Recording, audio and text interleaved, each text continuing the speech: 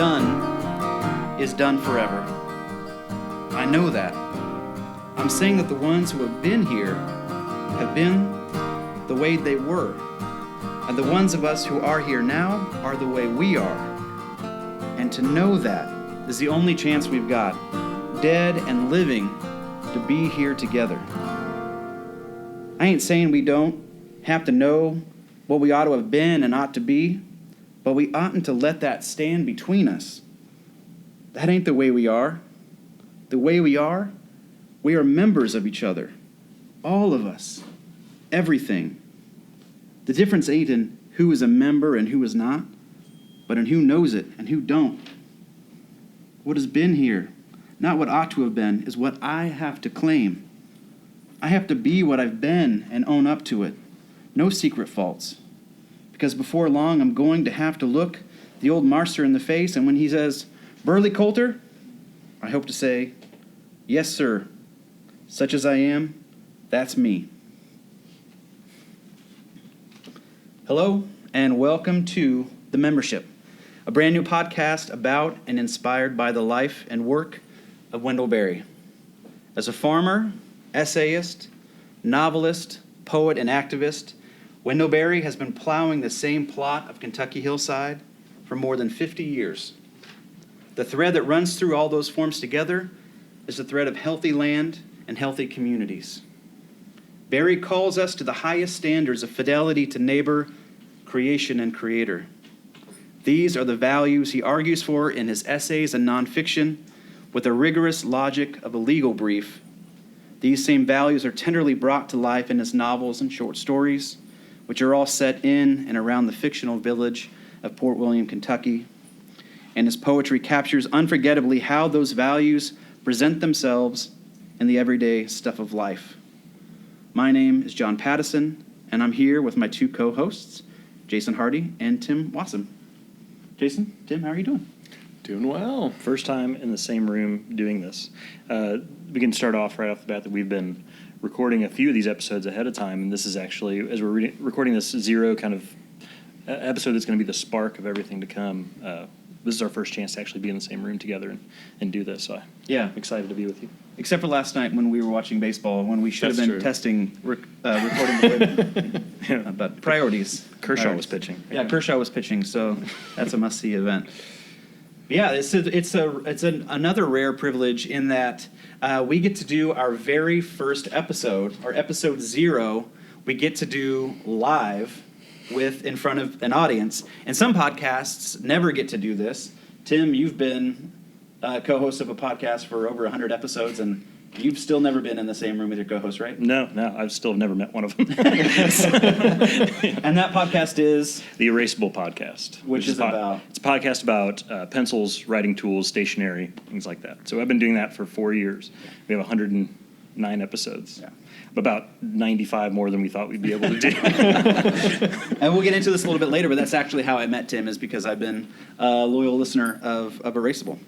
But we get to do a live episode right from the very beginning, and we're doing it here in October 2018 at the Hutchmoot Gathering in Franklin, Tennessee, in front of other folks who have been here all weekend. And for listeners who don't know, Hutchmoot is the annual gathering of the Rabbit Room. And the Rabbit Room is an organization that's based in Nashville that explores the intersection of community and spirituality and creativity. And the three of us really love the work that the Rabbit Room is doing. And actually, the membership is really proud to be a part of the new podcast network that the Rabbit Room is starting. And that's another sort of rare privilege that we have, is right from the start to be a part of a community of podcasts with similar goals of cultivating great conversations. So we're really grateful to the Rabbit Room for letting us be a part of that, for letting us do this. We're grateful to Pete Peterson and Andrew Peterson for that. And we're grateful to all of you for being here. Just so that our listeners know that we're not just making this up, can you just acknowledge your presence in here somehow with a round of applause for yourselves?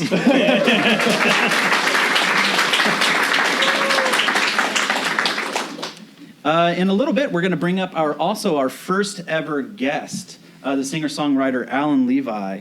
But before we get too far, we thought it would be good if, Tim, you talked a little bit about how this podcast came to be. Yeah, I'd love to. We, as many good things this podcast began with conversations around campfires and beers. Conversations that started at casual moments where we're just spending time together. And I guess it was about a year ago, at least a year ago, but Jason and I live in the same town. We've known each other for about 5 years. And we actually met on a blind date. It's true. Yeah. Set up by a friend of ours who was like, you guys would be friends. You need to know each other, based on baseball, Wilco, and Mexican food. And so we met up, became good friends, and our wives are good friends, and become part of a close-knit group. And so we got together, and over time we quickly figured out that the fourth connection between us was Wendell Berry. And so we got to talking about him a lot, kept coming up over and over, and then because of my time on the Erasable podcast, I got to a point where I really wanted to do something additional. I would say I want to do something else. I've been talking about pencils for so long. I just felt like there had to be another passion that I could talk about. And reached out to Jason, and Jason thought that was something he'd be interested in. And I guess shortly after that, John had a chance to come to Johnson City, Tennessee, which is where I'm from, and he had a chance to come speak at Milligan, which is actually also the college I went to. And we got together, and I told him kind of about the rough idea of the podcast, what I was thinking about, because we quickly figured out that we had baseball and Wilco and Wendell Berry and eventually, how we got there? Eventually Mexican food, and like last night. We had that in common. And then about 2 months later, I got a call from John. He said, "Hey, I've got a great idea for a podcast. It's about Wendell Berry."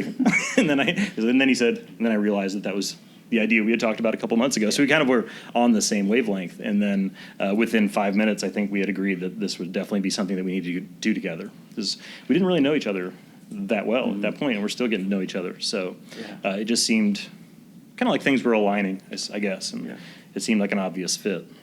And they aligned because I have a bad memory, and I thought I had this great idea for a Wendell Berry podcast, and then belated, like 4 hours later, realized, no, that was actually Tim's idea. But you're right. Like, you and I had only hung out one time, and Jason and I had actually never met. So I think one of you said this in a previous conversation, but we get to get to know each other within the context of this podcast, which is fun. Yeah, absolutely.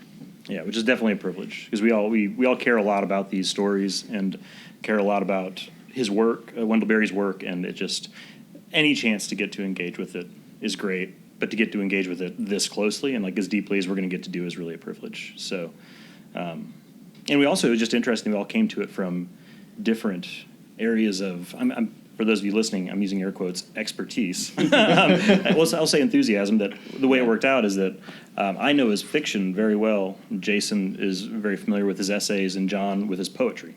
So we're all kind of coming at it from a different focus, which makes it even more exciting, because we feel like we're learning about each other. We're also learning about Wendell Berry, and we're learning from people who have an enthusiasm that's from a different angle than our own. So, and I think the next thing that's how it kind of came to be. But just to let you know a little bit more about us, we're going to go through and tell you where we come from, and also what are basically answering the questions we've given you on your slips of paper, and then we'll be talking to our guest about. So, John, do you want to start us out? Sure. Yeah. My voice is the voice of John Pattison, and I am from Silverton, Oregon, which is a town about 45 miles south of Portland. I live there with my wife, Kate, and our two daughters. Their ages 4 and 10. Well, the 10-year-old is 10 now. By the time this actually is published or broadcast for the first, not broadcast. What's it called when you do a posted? I don't know. By the time anyone outside this room hears this podcast, my daughter will be 11. I spent a lot of time on her age just now. And we have an agenda. We got to get through it. Silverton is still largely agricultural. We have a lot of Christmas tree farms and nurseries in the area. There's a great state park just above the town with, I think, 14 different waterfalls. It's a very beautiful place, very lovely town, sort of built around the creek that runs through the center of town. Silverton is also growing very quickly, though. I think we recently were estimated to have passed the 10,000 mark. And so increasingly becoming a bedroom community for Salem and Portland, and so that's starting to change the fabric of our town a little bit. And there's been some anxiety from long-time residents. I've only been there for 8 years, and so that is changing. My work, I'm a writer and a speaker and a nonprofit consultant, and my most recent book was published by InterVarsity Press a few years ago, and it's called Slow Church, sort of inspired by the slow food movement, which Wendell Berry has been very involved in, and has been kind of I don't know if I want to call him a patron saint, but has been a prime mover in the slow food or local food movement. And another important thing to know about me for future listeners is that my family and I live in community, and we co-house with 2 other families, and that's a really important part of our lives. There are 3 families that live together, and 4 generations, and so it's a really just an amazing thing that we get to do. And our 2 daughters there are no other kids in the house yet. There is one family that's younger than us, but one couple. But our daughters get to grow up with 6 adults in the home who just love them to pieces, and we get to experiment with a lot of the values that Wendell Berry talks about. My Wendell Berry origin story, which is kind of what we've been calling them. About 15 years ago, my wife and I co-owned a restaurant in Chico, California. And it was a restaurant, or it's still around, it is a restaurant that specialized in local and organic food. And we had a co-owner, and the co-owner suggested that we create a bookshelf of books that we could sell there with books that had inspired us. And so I put books by Eric Schlosser and John Robbins, Frances Moore LePay and Alice Waters, and others, books by Carlo Petrini, who helped found the slow food movement. And our co-owner said, well, you definitely have to have books by Wendell Berry. And at that point, I had seen Wendell Berry's name. I had seen him quoted a lot, but I had actually never really read any Wendell Berry. So I just picked a few books at random. And the first book that I pulled off our own shelf to start reading was his essay collection, Another Turn of the Crank. And I was immediately hooked. I was hooked by the quality of the writing. I was a writer myself. And it reconnected me actually to a calling that I had once felt. I grew up in small towns, and my mom for a while owned restaurants in small towns in Kansas and Nebraska. And she owned this restaurant in Kansas when I was in grade school and middle school, and I would work in the restaurant in the summer. And every day I would take a break right around, mid-morning, when the farmers would come in from the fields and they would get coffee and cinnamon rolls. And I would sit with them and I would listen to them talk. And I already knew I wanted to be a writer, but I made a very conscious decision at that age that I wanted to write about rural people and rural places. And honestly, that was something that I had forgotten for a long time. It felt very important to me at the time.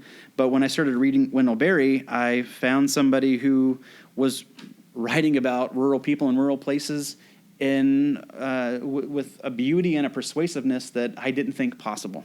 In fact, it made me want to not be a writer for a while because he was so good.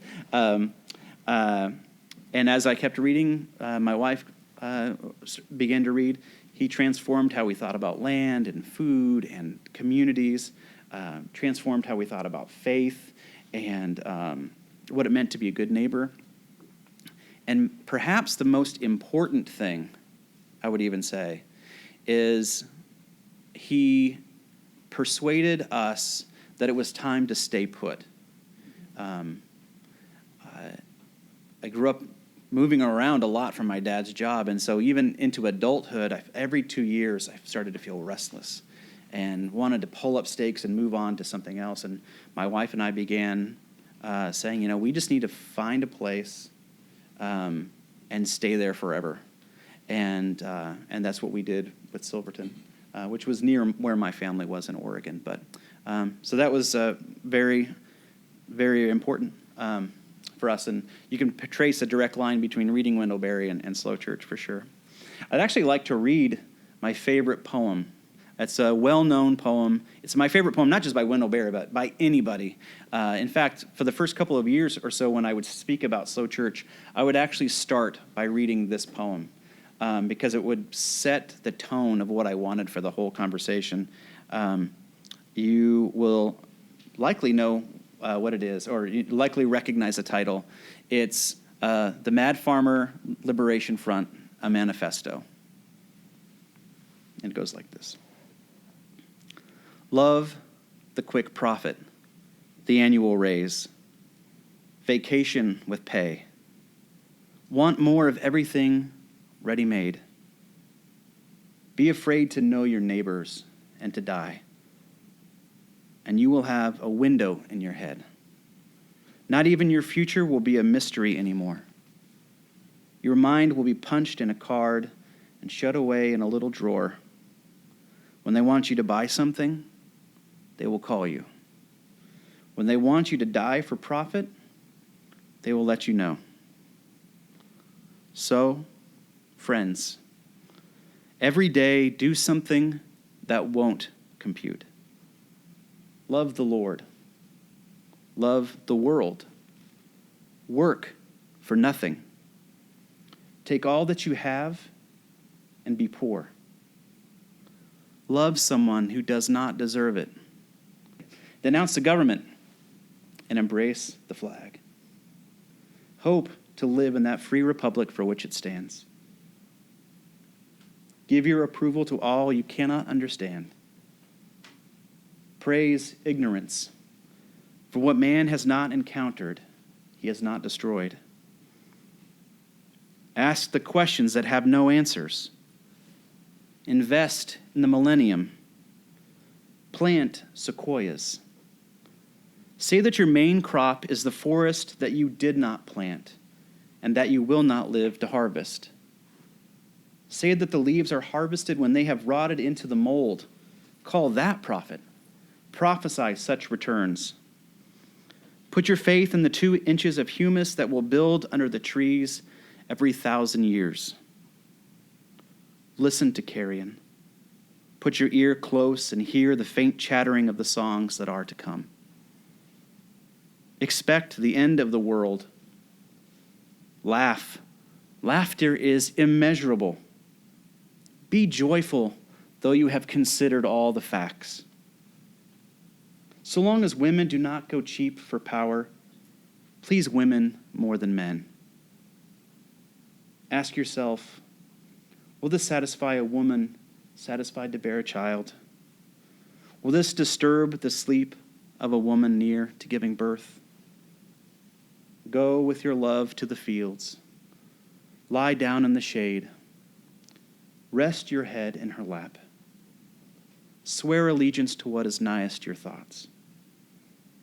As soon as the generals and the politicos can predict the motions of your mind, lose it. Leave it as a sign to mark the false trail, the way you didn't go. Be like the fox who makes more tracks than necessary, some in the wrong direction. Practice resurrection.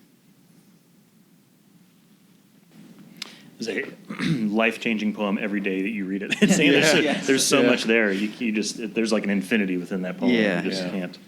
I think we can quit the podcast now. Yeah, I think we'll just read that every episode. It pretty much gets the job done. Yeah. Right. All right, Jason, you want to go ahead? Sure, yeah. Well, my name is Jason Hardy, and I grew up right here where we are today in Franklin, Tennessee, but now I live in Johnson City, Tennessee, with my wife Laura. I do a lot of things with my time. I pay the bills by working for an IT company here in the Nashville area, but I work from home. And my bosses are great. They let me work part-time so that I could also pursue other things that I love. I teach adjunct classes at Milligan College and King University in the Tri-Cities area. And I also am a musician. I play bass and do that. So my Wendell Berry origin story, I discovered Wendell Berry when I was in college at Belmont University. University. I had heard his name sort of bandied about in the circles that I was running in at the time, but there was a Sunday afternoon where I found myself with some time to kill in the library at Belmont University, like you do, You're bored, you just go to the library and look for a book to read. I think you need to tell some form of Do story. I need to tell the full story? Yeah. Okay. Well, the full story is that I had sort of voluntarily exiled myself from my dorm room because it had been made uninhabitable due to the revelry that my roommate had engaged in the night before. So that's sort of why I was why I ended up in the library. But anyway, proceed. Yeah, thank you. Thanks, Tim. So I was walking around the library just looking for something to read, and I happened upon the section of Wendell Berry's fiction. And I decided to pull down a small volume called Fidelity, which was a collection of short stories, and found a comfortable chair, and I sat down and just started to read, and then 4 hours later, I had almost finished the whole book. It was... I had never read anything like it. Unlike John, I did not grow up around rural areas. I grew up here in a very suburban area, close to Nashville. So I didn't have that background, but I was just struck by the values of communal living that I saw in these stories, and couldn't get enough. Couldn't get enough of it. From the fiction, I quickly moved on to starting to read Berry's nonfiction, his essays. And what was really sort of foundational to the way I would come to think for the rest of my life thus far, anyway, I guess, is at that time. When I was in college, as many people do, I started to sort of question the assumptions that I had entered into college with, particularly the political and economic assumptions that I had grown up with in a fairly conservative evangelical setting. And I found in Berry, Berry was, I guess, the first Christian writer that I had ever read to challenge the idea that capitalism as it is practiced in the United States of America is always and everywhere morally a good force and should always be pursued in as direct a way as possible. So, but he did that in a way that didn't resort to sort of the dualities that a lot of our political discourse gets locked into, right? He did that in a way that was not sort of pitting socialism against capitalism or progressivism against conservatism or Republican against Democrat. Instead, he did it by thinking about how human beings should live with one another and live on the land in their places with values of neighborly love and stewardship and care for the creation, the kinds of things that Jesus talked about in the Gospels. So that was definitely huge for me. I also entered college as a music major and left it with an English degree, and then decided to pursue a master's in English literature at the University of Tennessee. And I found in Berry's work he actually has, we know him as an agrarian writer, right? Someone who writes about farming, agricultural policy, and things like this. But he also writes a surprising amount about literature specifically. And I found in Berry, he just had this approach to literature, to seeing it in the context of our actual lives, our daily lives. Literature is something that can affect how we live our lives. And that was very inspiring to me. So I ended up writing my master's thesis on Wendell Berry's literary criticism, specifically and how he answers the question, what is literature for? More importantly, while I was in graduate school, I met my wife, Laura, who was also writing her master's thesis on Wendell Berry. So the first conversation we had with one another was about Wendell Berry, and I think it's safe to say that that conversation was what first brought us together, and so we have Wendell Berry to thank for that. We also now have a cat that we tried to name Wendell, but his personality was such that we changed his name to Grindle after not that long. So I'd like to share with you all a little bit just from one of my favorite texts from Wendell Berry. This is the book Standing by Words, a collection of essay, as I was mentioning, mostly on literature and writing. And I'd like to read you all just a short section from the essay Poetry in Place. I really like this essay and this book in particular. Not only is it taking literature and language as its subject, but like a lot of Wendell Berry's other essays, when he's writing about farming, he's not just writing about farming.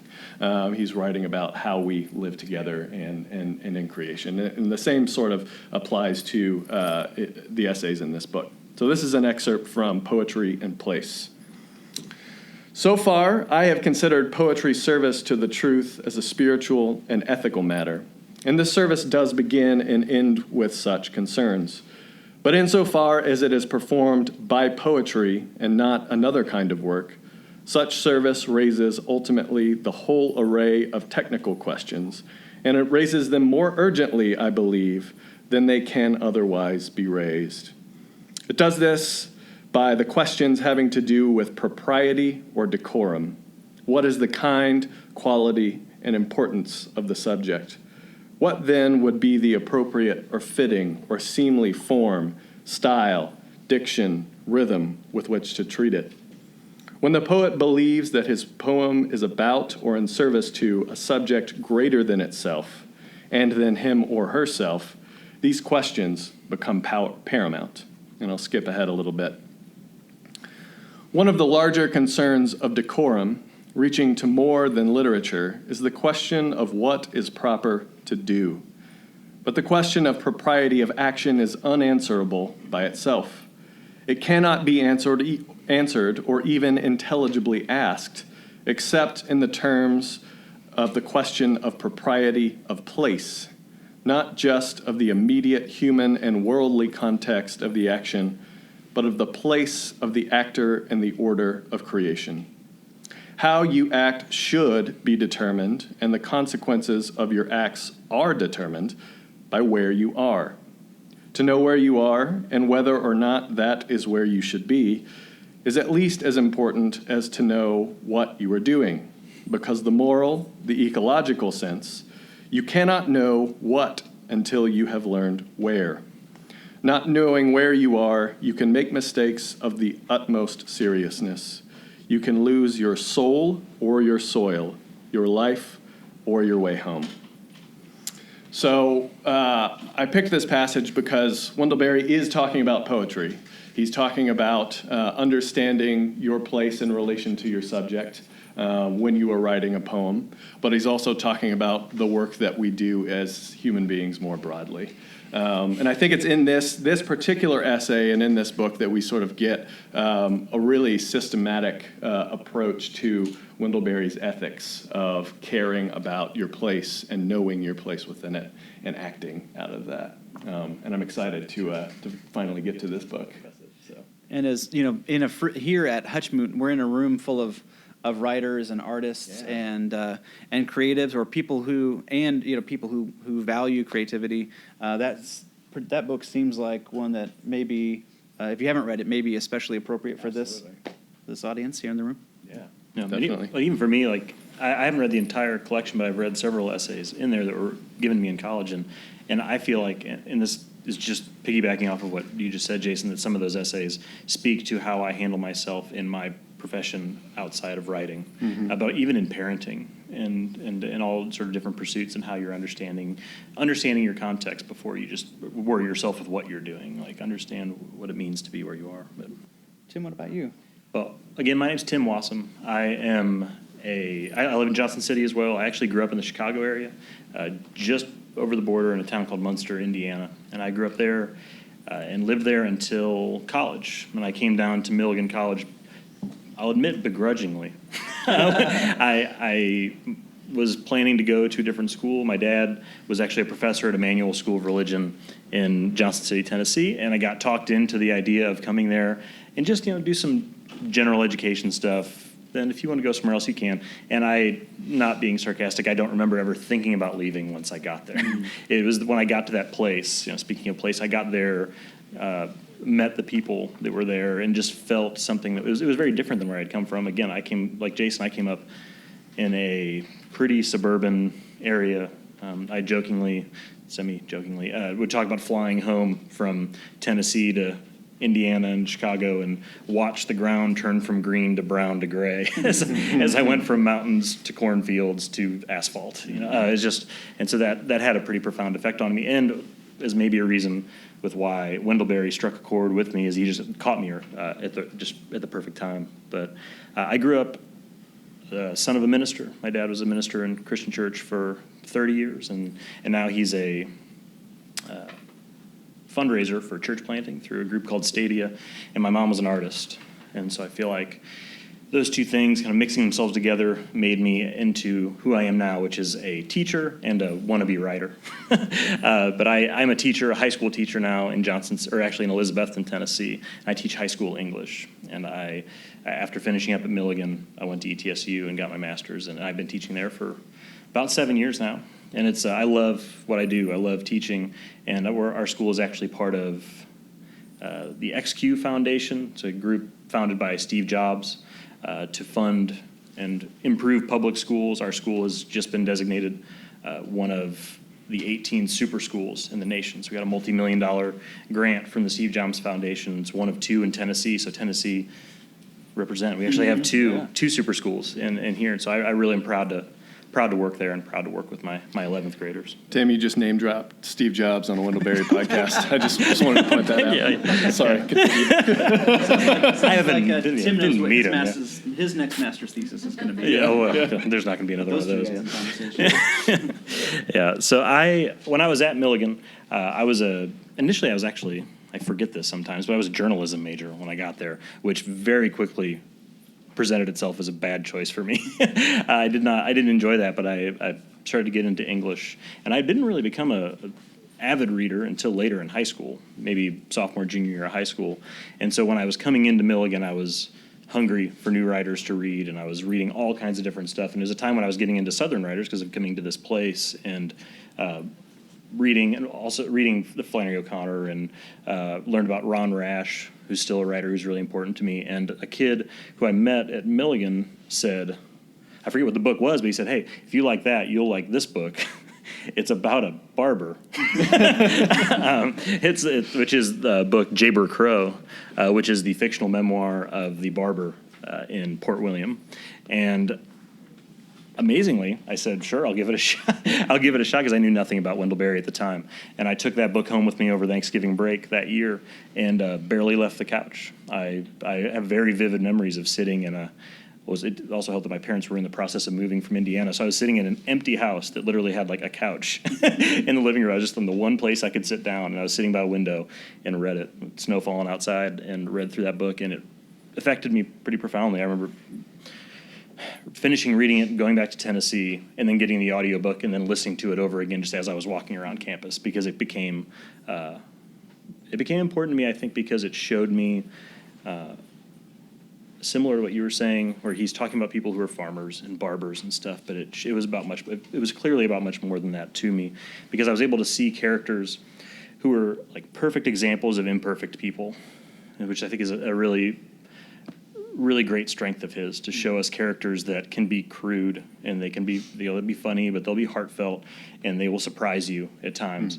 And the characters felt so real that I felt like I identified myself in many of the characters, which also felt unusual coming from where I came from, because the place he was writing about was totally foreign to me.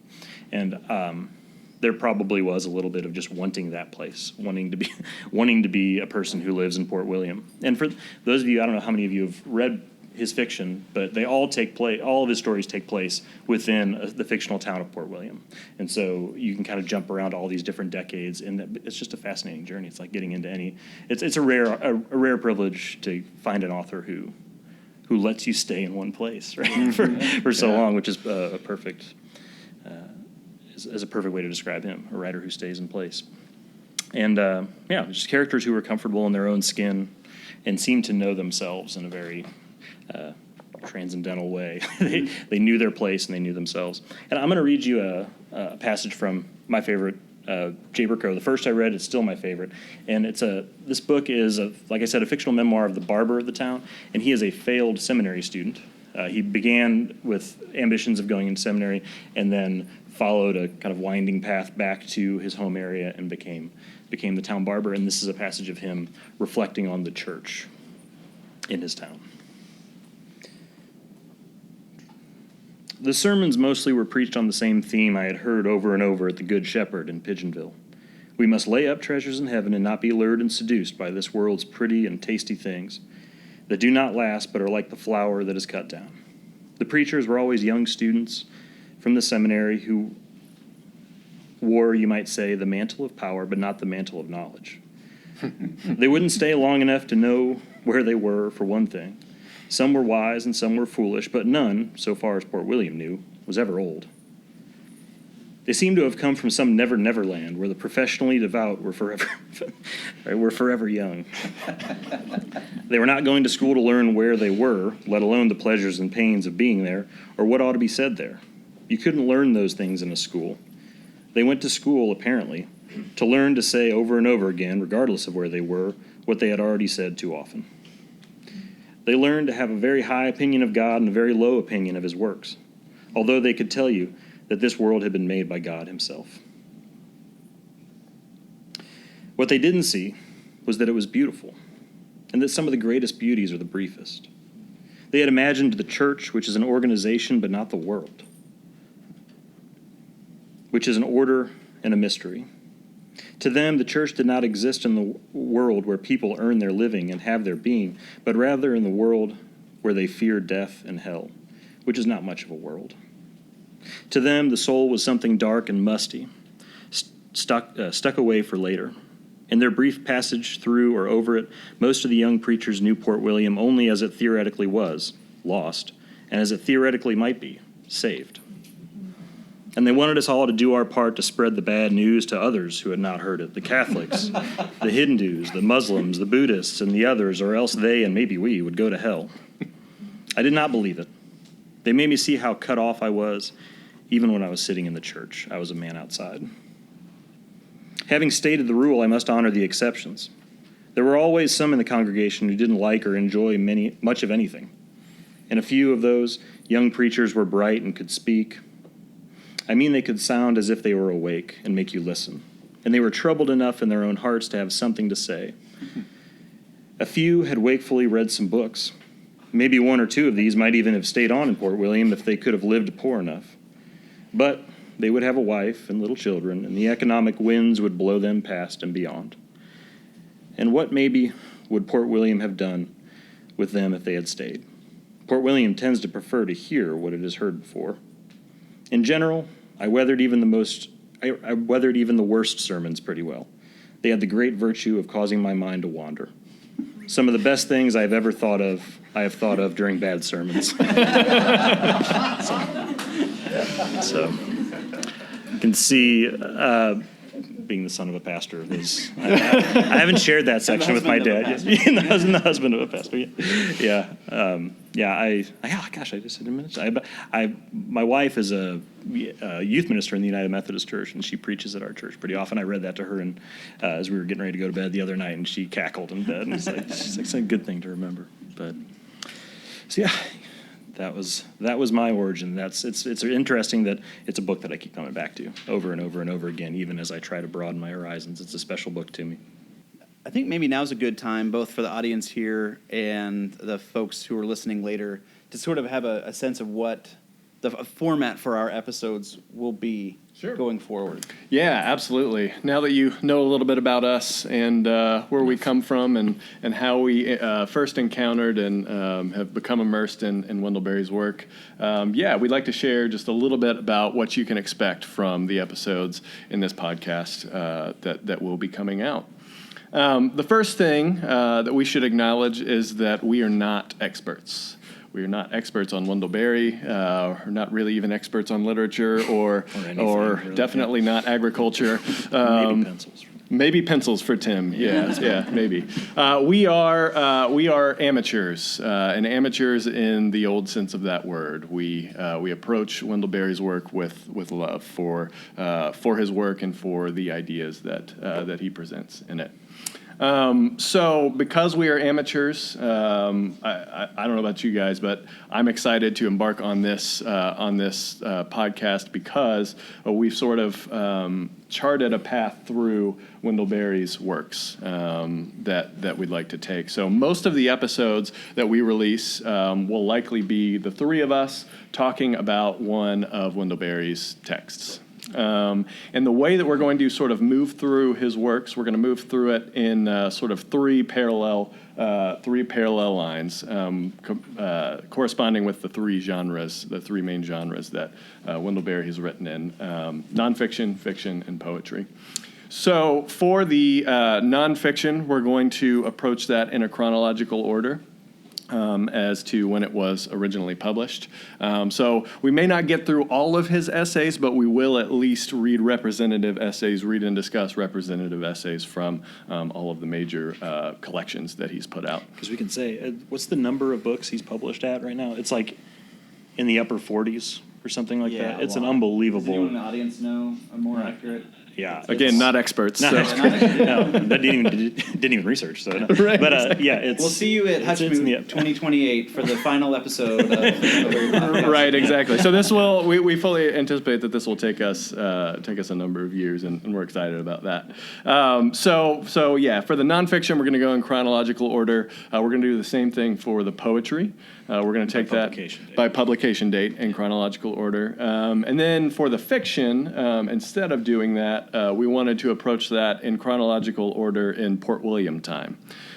So the Port William stories span from towards the end of the 19th century through the beginning of the 21st century, at least so far. Obviously, some more things could be published and completely ruin our Port William timeline in the meantime, and we hope that happens. Well, he does seem to be writing in reverse, though. He does. Recently, he's been coming out with like the stories about the 1800s and stuff. Yeah. He's going to drop like a 1600s on us or something. Yeah. So our episodes will be released sort of in seasons. Just to sort of fit into our lives with all the commitments that we have, we will take these in seasons, and we'll likely take some breaks in between seasons. We're thinking that our seasons will be around 12 episodes or so per season, and we'll sort of mix in the different genres for different episodes. And if you'd like to read with us, we would definitely encourage you to do so. We'll let you know at the end of every episode what we'll be reading for the next time. And we also have a newsletter that you can subscribe to, and we'll keep you up to date on what we'll be reading. And on the website, we'll try to have kind of as best we can, a map to follow. Yeah, so you have more weeks in advance to get. Yeah, exactly.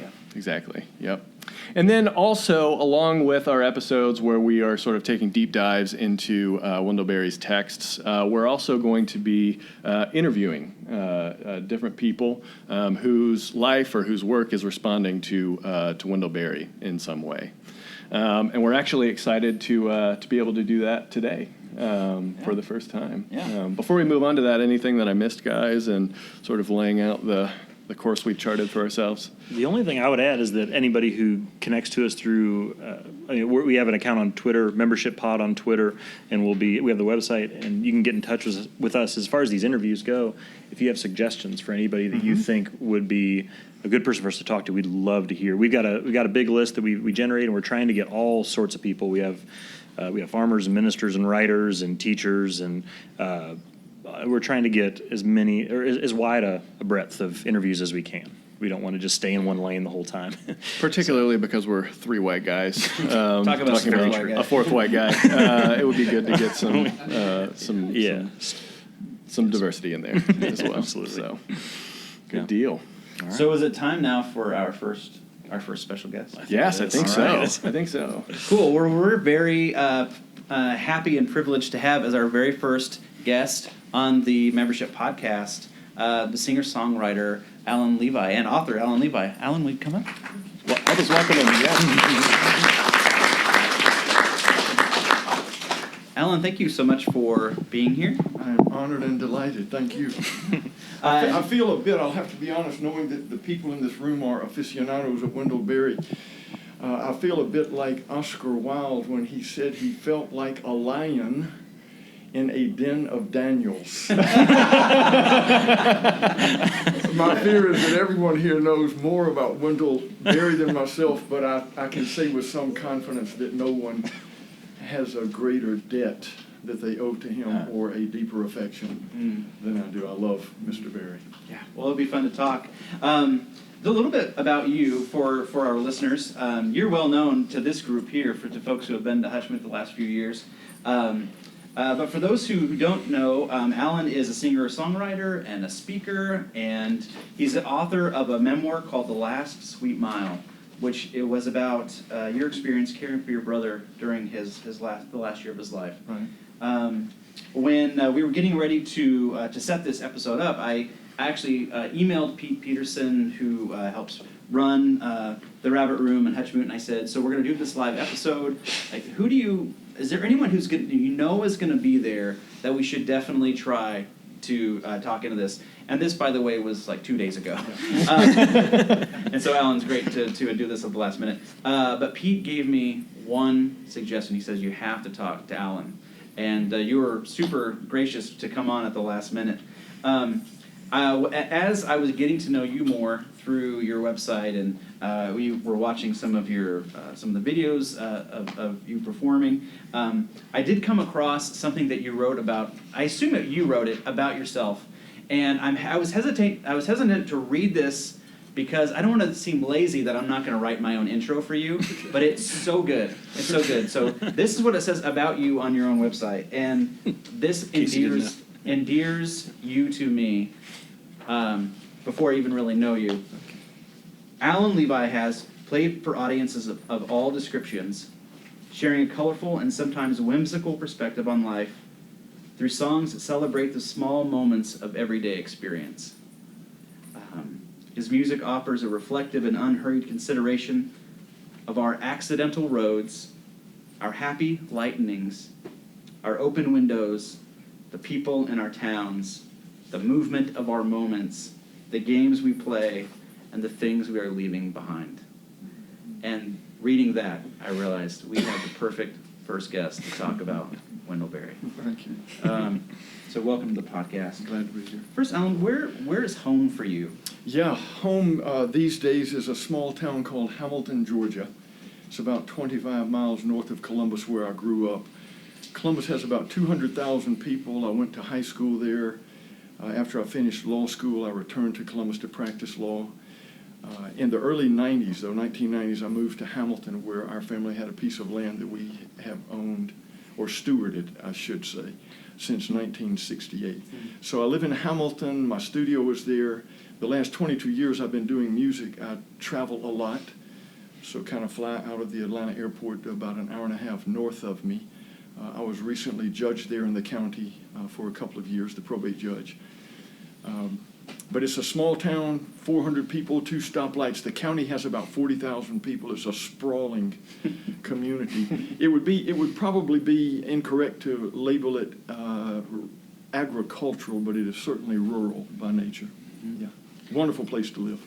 When I was getting to know you a little bit more through your website and talking with you yesterday, it occurred to me that you give sort of the Dos Equis, most interesting man in the world, a run for his money.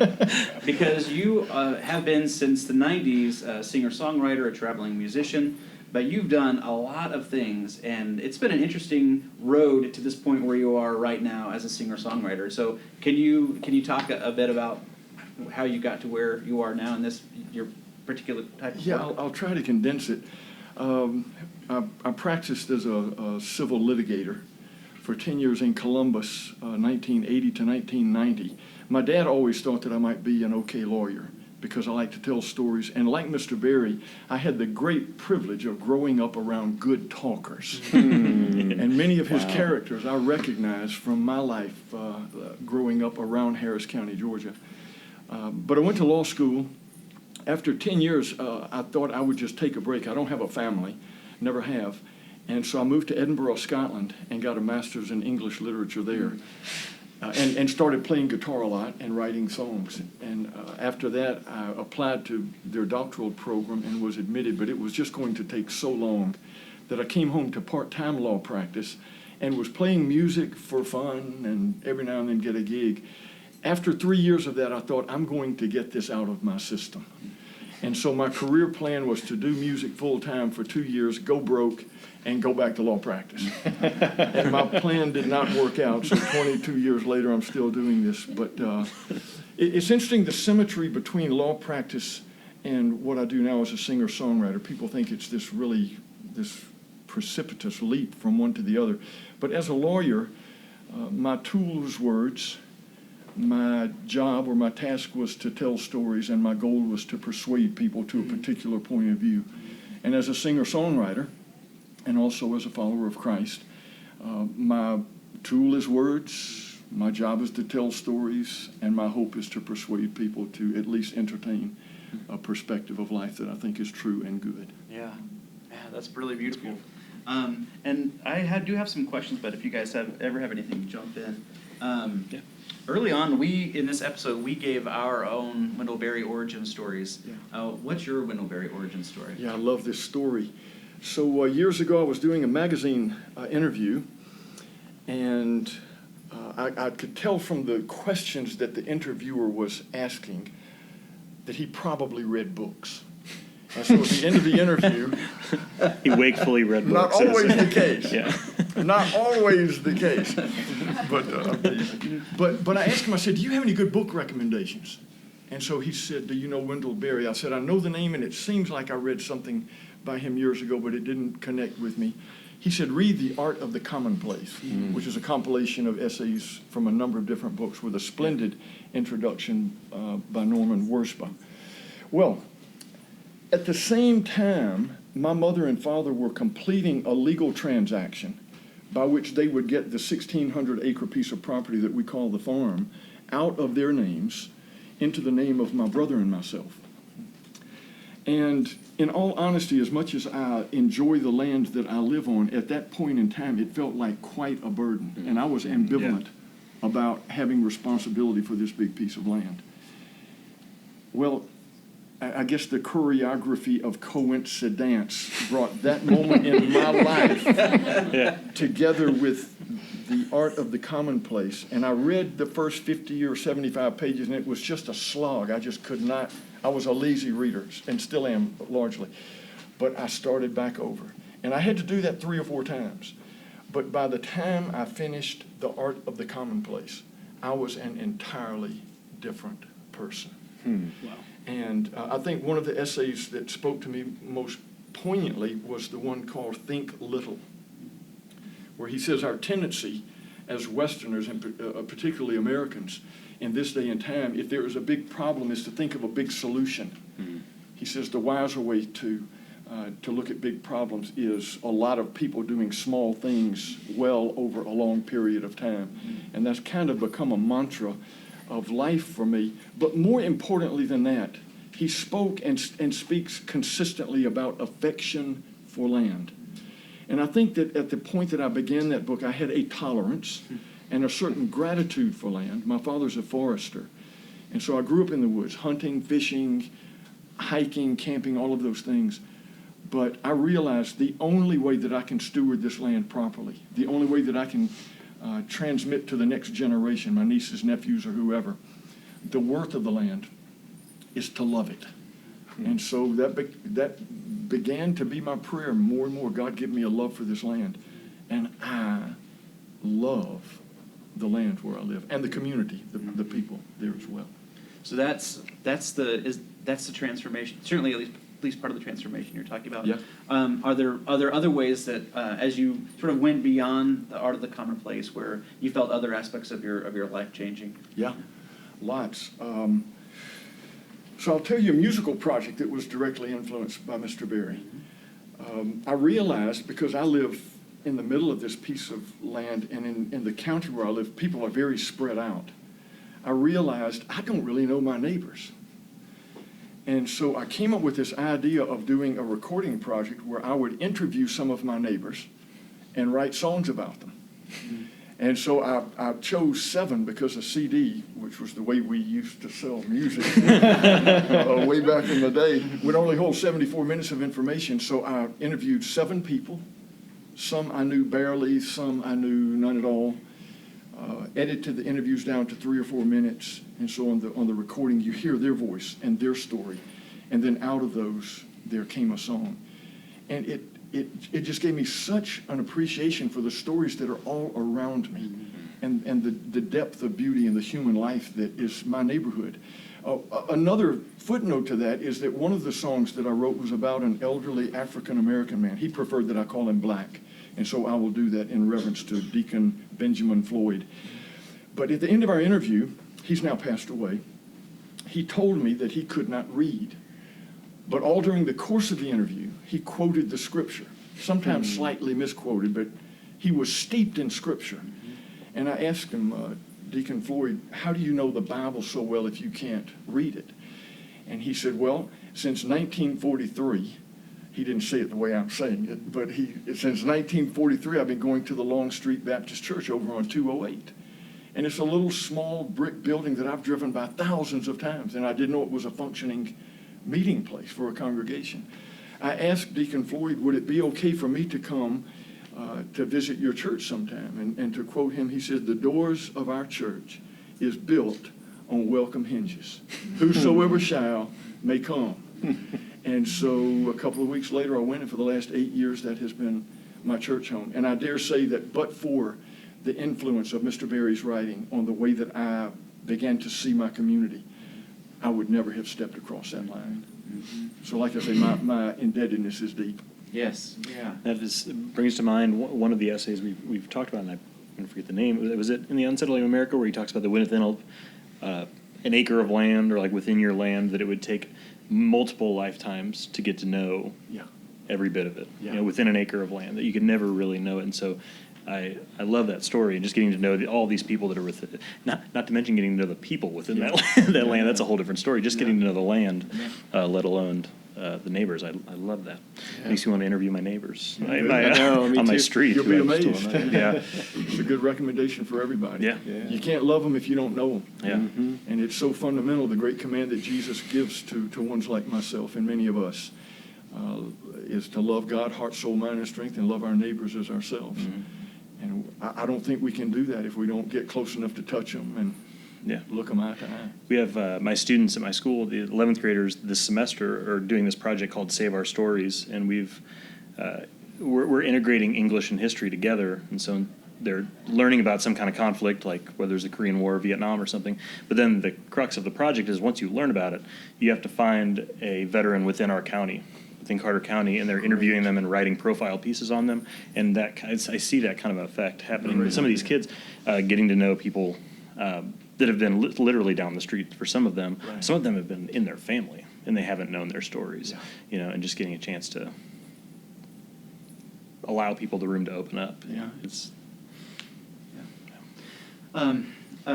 So you had the opportunity to visit Barry, I believe, on his farm, right? Yeah. I don't know the full story, but so can you tell us and the audience that story? Yeah, I fear that the whole incident is right at the borderline of stalking somebody.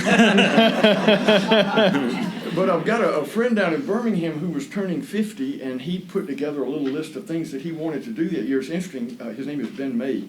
He works with ESPN Sports in their marketing division. Big city guy. But he heard me talk so frequently about Wendell Berry that he began to ask questions. And I said, well, just read some Wendell Berry, having no suspicion at all that it might connect with him. And he became rabid for the writings of Wendell Berry. And so when he turned 50, he said, let's go visit him. And he wrote a letter, and it was really a lot of give and take. Mr. Berry was somewhat resistant, basically because he said, everything that I have to say is in my books. I would feel really badly about y'all driving 6, 7, 8 hours to come see me. And we persisted. Add to that Andrew Pattison was going to take that trip with us. And so we wrote him, Mr. Berry, a final letter. We're going to be in that area the night before doing a concert, and it would serve our membership, the three of us who don't get to see each other very often, mightily if you would let us come and hang out with you one afternoon. So if you don't let us come see you, you will be hurting our membership. So he let us come up on a How Sunday. can you argue with that? Of You course. did. No. It's a lawyer right there. But it was a Sunday afternoon, beautiful Sunday afternoon. We drove up to Port Royal, tiny place, but the landscape is everything that you can imagine from what he tells us about it in his writings. And walked up the steps, and Mrs. Berry, Tanya greeted us. Mr. Berry came from the upstairs down, and we spent a Sunday afternoon in delightful, somewhat nervous conversation with him. But it was wonderful. Wow. What was your, I don't know, what's a good, because I don't want to stalk him through you. Yeah. So what was the address? No, I'm kidding. No. So what was, what are some of the things that you talked about?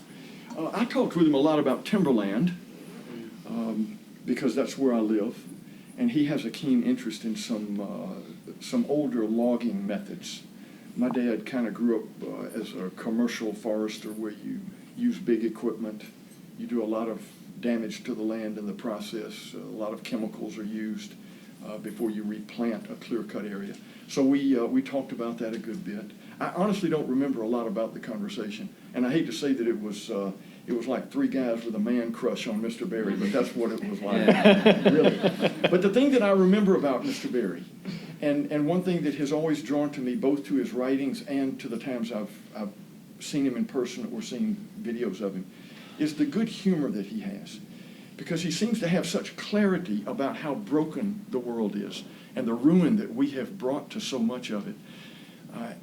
The fact that he maintains a clear hope, and beyond that, even a cheerfulness, is something that is radiant when you're in his presence. So he laughed, he was interested, he would respond slowly to questions. You could tell that he's a man who takes words very seriously.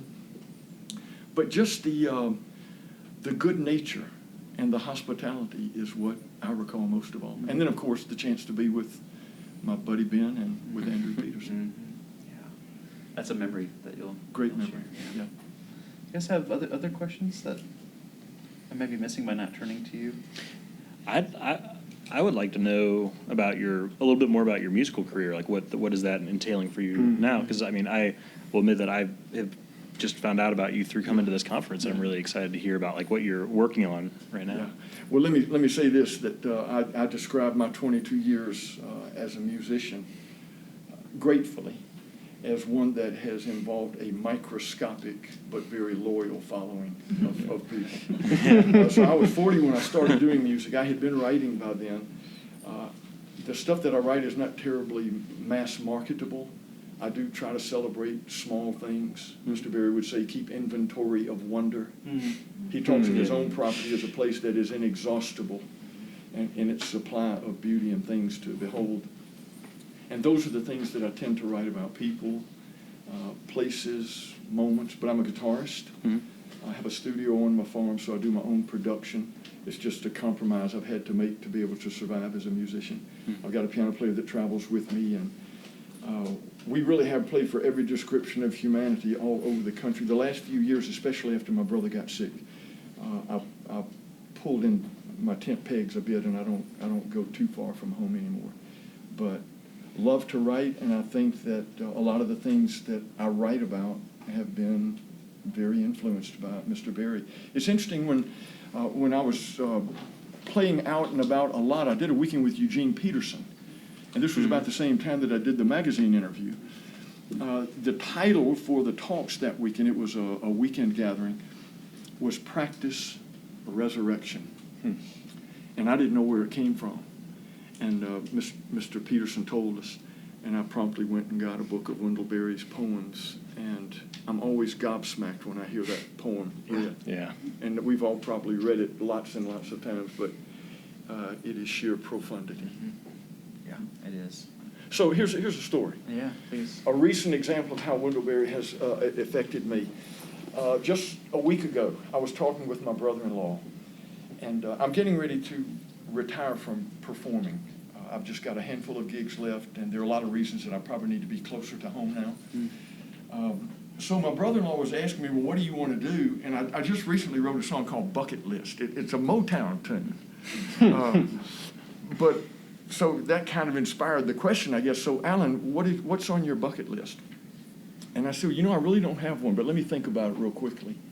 And I thought about it quickly, and I said, Greg, I can say with some confidence that there might not be a single item on my bucket list that requires me to get in my car. That is pure Wendell Berry. Yeah. That acre of land that you're talking about, Right. I want to know all of them that are around me. I want to know my neighbors. I want to learn the name of every wildflower.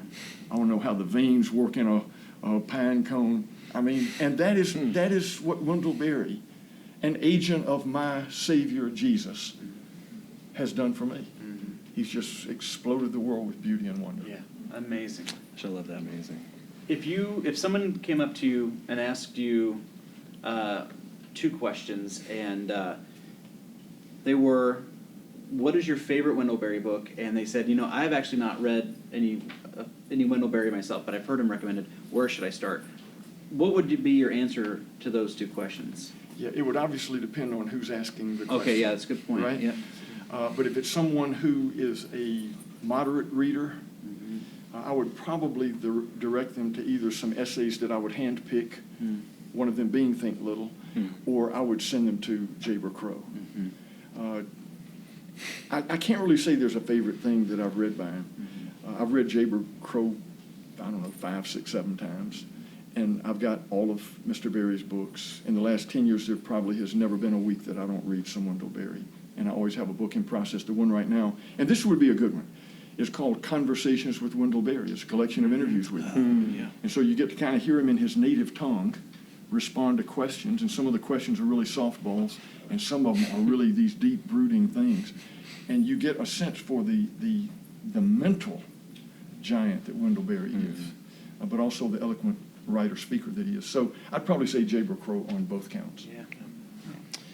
Gosh, that brings me, when you talk about him being interviewed, that brings me to was it the New York Times? Yeah. There's a great New York Times interview that's he's just being curmudgeon-y. He does the opposite of that, where they say, what's your favorite book? And asking him those kinds of questions, and he keeps basically saying, I don't have one. They're like, well, do you know what you're going to read next? No, I'll just follow my nose. Right? He's giving these short. I think that was what he said. I'll Like any good hound dog or Christian, I will follow my nose. Yeah, oh my gosh, I love that. I'll follow my nose. Yeah. Yeah. Oh. Well, thank you so much. Thank you, for talking Alan. with us. How can people, our listeners, how can they find your music and your books? Yeah, AllenLevi.com. Great. ALLENLEVI.com. Awesome. Good deal. And one thing Thank that you we've for discovered just in the last couple of days is that you post a new song per week. Yeah, I've done that lately, and I could probably do that pretty easily. Because you've written Thousands. thousands of songs. Most of which have a lifespan of one performance. Or less. Dylan, But I love to write, and the reason that I write is because it makes me live attentively. And my goal is not to write new songs, it's just to wake up with my antenna ready for the signal that says, here's your song for the day. But when I quit traveling altogether, that might become a discipline for me, just so I can stay in the studio from time to time. That's so great. Yeah, that's great. Alan, thank you so much for You're being welcome. here. Thank you for having Can me. you give us a round of applause?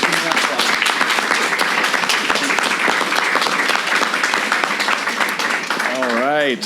Well, as we come toward the end of our time together here, we did want to sort of take an opportunity to, but listeners, before we started recording here, we passed out a slip of paper with those 3 questions that we talked about, wanting to ask all of our guests.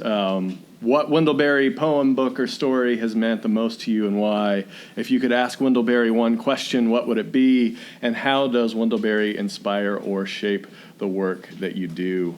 So we passed out these questions at the beginning of our time together here at Hutchmoot, and let the audience know that we'd be giving them an opportunity to come up and answer one of those questions if they would like to. What about we start with that first one? What Wendell Berry poem, book, story has meant the most to you, and why? Is there anyone among us who would like to come up and share? And if you do want to share, we're going to ask that you come up here and keep it brief so we can hear from as many people as possible, especially since it's, we've already been recording for a while. But to come in and speak in the microphone if you're willing to do it, which we would love. Yeah, Lyle. Lyle? Is that right? Lyle. Yeah.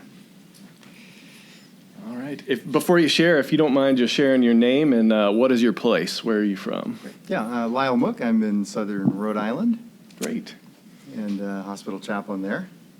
My intro to Barry was through poetry, and one of the poems that I enjoy poets as they talk about their own aging, and so his poem, it's a 1993 Sabbath poem, I think sometimes given the heading "No Going Back," but the last line is, "Every day you have less reason not to give yourself away." Wow. Yeah, that is profound. Awesome. Thank you, Lyle. Thank you, Lyle. Thank you.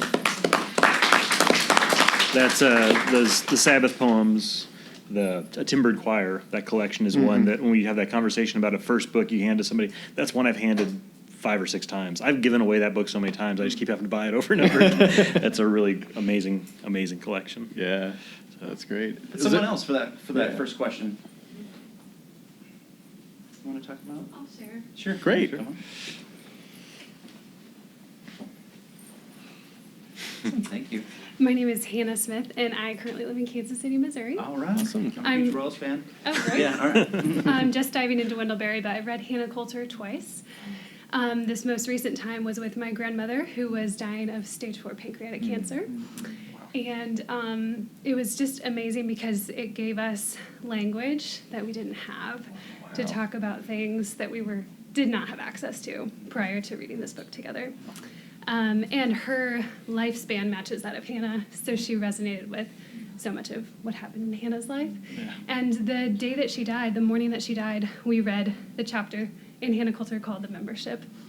And that was just like a few hours before she passed away. And she was totally with it the whole time. She was tracking along. She was asking, what happened to Nathan? Like, she was engaged. So it's a very special book to me. That's incredible. Thank you. Thank you so much Thank for you sharing. so much for sharing. Yeah. Thank you. Yeah, that's one of the things that literature does for us, and that Wendell-Berry shares is that it gives us words to interpret our life, and that's wonderful. So the second question we have is, if you could ask Wendell-Berry one question, what would it be? Was there anyone who would like to share a response to that one? Because we might, you never know if we'll actually talk to him. We could ask him this question. I don't know. We'll have Allen give us directions. Yeah, exactly, yeah. Sure, come on. What's your name and where are you from? Jeremy Sanders from Birmingham. So, as Barry talks about community and place and the importance of that, and I think everybody that reads his work, that desire is, it awakens in you, and you long for that. But the cat's out of the bag. Everybody can't move to the country and be a farmer. Yeah. And then I don't know if Chris is in here, but we were talking about if you overlay Barry and J.D. Vance's writing, they overlap, right? A lot of the places that Barry talks about are some of the places that Vance talks about. Just the pain and suffering that's in some of those rural areas. So, as we long for that sense of community, what's the answer for the guys or the people that live in suburbia and urban settings that don't have the luxury or privilege to move to the country? And then for those that are in the country but are almost forgotten, how do we engage with them? Yeah. Such a good question. That's a wonderful question. This is weird because we have questions that we can't answer, and I actually like that. Yeah, no, it's great. That it's kind of hanging here. Well, Wendell-Berry That's really talks about living our lives wrestling with fruitful questions that can sort of open up new ways of being. And I think that's one of those questions. So thank you for sharing. Thank you. Yeah. Great. Thank you so much. That brings to mind as Elie Wiesel in Night, when he says that the question that he learns at the beginning of that book is that the most important thing is the questions, is asking the right questions and not the answers. And I hope that some of these questions we will get a chance to ask, but also just hearing good questions will help us organize this thing that we're doing, because we'll want to find a lot of the same answers to a lot of the same questions. Absolutely. So, Anyone else with a question for Wendell Berry? In absentia. In absentia? Yeah. Okay.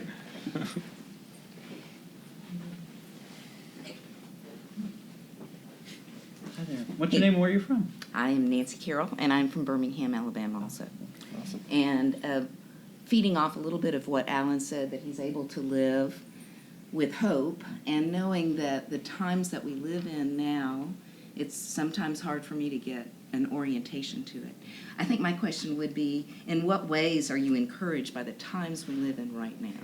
Oh, that's a great question. That's a wonderful question. That's amazing. Thank you for sharing. Yeah. All right, and our last question, how does Wendell Berry inspire or shape the work that you do? Anyone who'd like to share? We heard from Alan, certainly, in response to that, but anyone else like to share? Yeah, join us. My name is Dan Amolch. I'm from Bloomington, Illinois. So this actually comes from the Netflix documentary. Have you seen it? Yeah. Look and see, yeah. Look and See, and it's actually kind of it's an answer to a question somebody asked Wendell Berry. You know, he's talking about.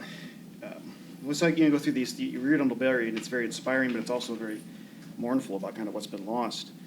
And somebody asked him, like, well, what do we do? How do we put it all back together? And he says, well, you can't put it all back together. So they can ask, well, what do we do? And he says, well, you just find two things that belong together and you put them together. And so what I love about that answer is it's scalable, right? It's like something I can do. Like the problem is immense. It's bigger than any one person. It's a culture. It's bigger than any one generation. But you can find two things that belong together and put them together. It's So back to that thinking little idea from I guess earlier. so, yeah. And so good. it's a way you can take a step. Yeah. Great. That's beautiful. Thank you. Yeah, that's Awesome. good. Thank you for sharing. Anyone else with an answer? Yeah, please join us With an answer. to that question. You're right. I go. Yeah. Hi. Hi. I'm Melissa, and I live in Savannah, Georgia. Great to meet you. And I'm just new to Wendell Berry, other than of some poetry. I just read Hannah Coulter also. And because it was the memoir of a woman, and I'm a mom and a person who's kind of felt exhausted with motherhood and myself, kind of in a way, one quote that really stood out to me was, "Time doesn't stop. Your life doesn't stop and wait until you get ready to start living it." And for me, that was really powerful, because I was thinking about how I tend to think that I need to just, all these things that I want to do are not what I can do, but I can live right now with what I have, with my place, with my people. And it was just a reminder of that truth, that I don't have to wait, that this, even in this season, even if it doesn't look like what I might dream it would at another time, that I can pour in all of my energies there, and it's rewarding. Yeah. Yeah. Absolutely. Thank you so much. Maybe do one more for that Yeah. I question? think these co-host tryouts are going really well. Yeah. Anyone else for the last question? Okay, great. Great. Hi, I'm Gina Gallagher. I'm from Pennsylvania. Thank you. I've read a lot of Wendell Berry, have many of his books. I think it's what the world would say is minutia, that he just elevates. The littlest thing, the littlest part of a person, the littlest aspect of where the person lives. And I love to write, and I don't want to miss that. And so I think when I forget, I want to go back to him and remember that it's those tiny, tiny things that really matter, because that's most of our days, actually. So that's what he does for me. Absolutely. Love it. Thank you so much. Thank you.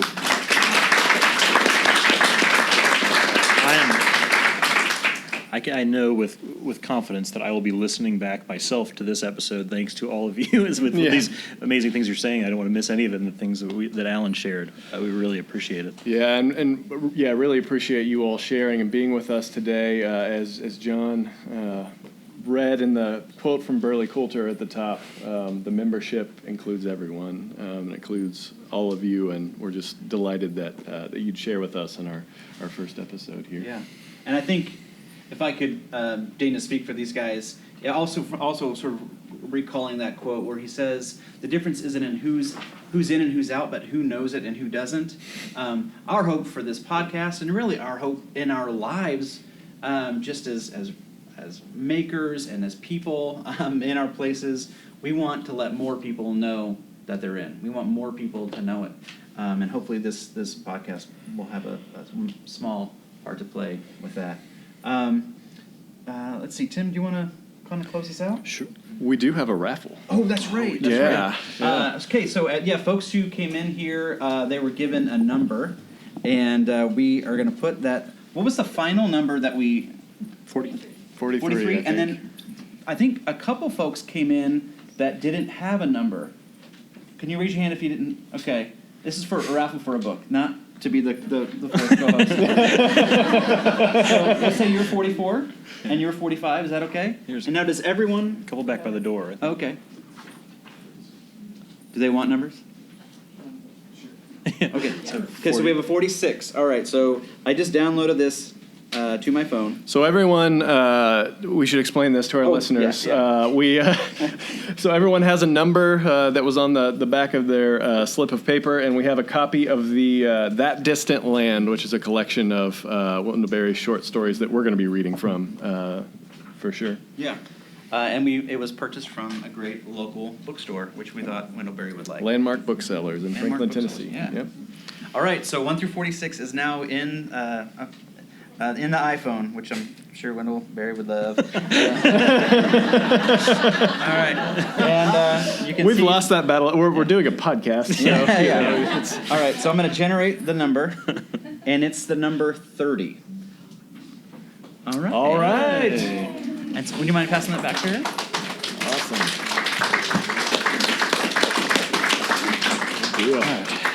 Well, we'd like to thank Rabbit Room Network for having us and for letting us be a part of Hutchmoot. This has been an amazing pleasure to have you all here to witness us fumbling our way through our first episode. But it's really been a joy. And I was serious to say I'll be listening back at it, not for us, but to hear your words there from the end. And we hope to have as much of that as possible. So our website is membershippod.com, and you can go there and you can sign up for letters that will give updates. The first episodes of the podcast we'll probably start posting in November sometime. And there's also, we're available on Twitter and Instagram, which again, I'm sure Wendell Berry would love, but just the way to be together as much as we can. So at Membership Pod on both of those. And on Facebook as well. And on Facebook, yes.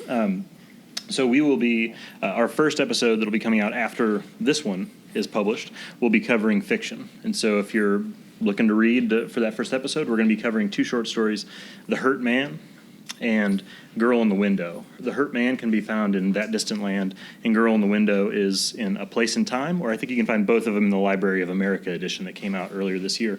And these are the only 2 stories that exist in the 1800s. So we're starting way back at the beginning. And these are 2 actually more recent stories that he's written.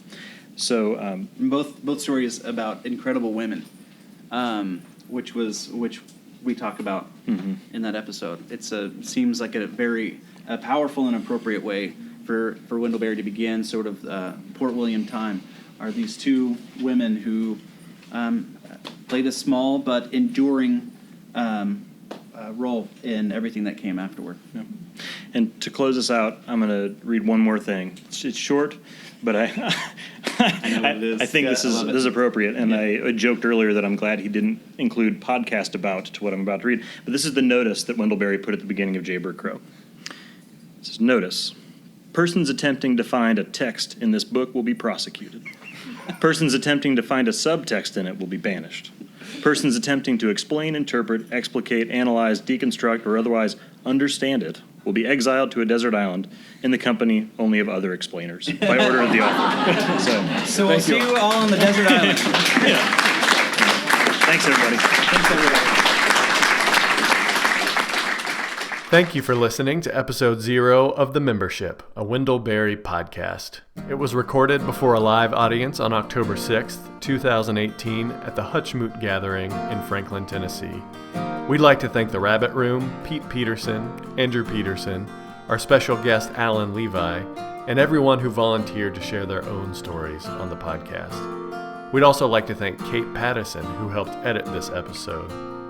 The Membership is a proud member of the Rabbit Room Podcast Network. To discover other great podcasts, please visit rabbitroom.com/podcasts. The excerpts read in this episode can be found in That Distant Land, Standing by Words, Jaber Crow, and the new collected poems, all of which were written by Wendell Berry and published by Counterpoint Press.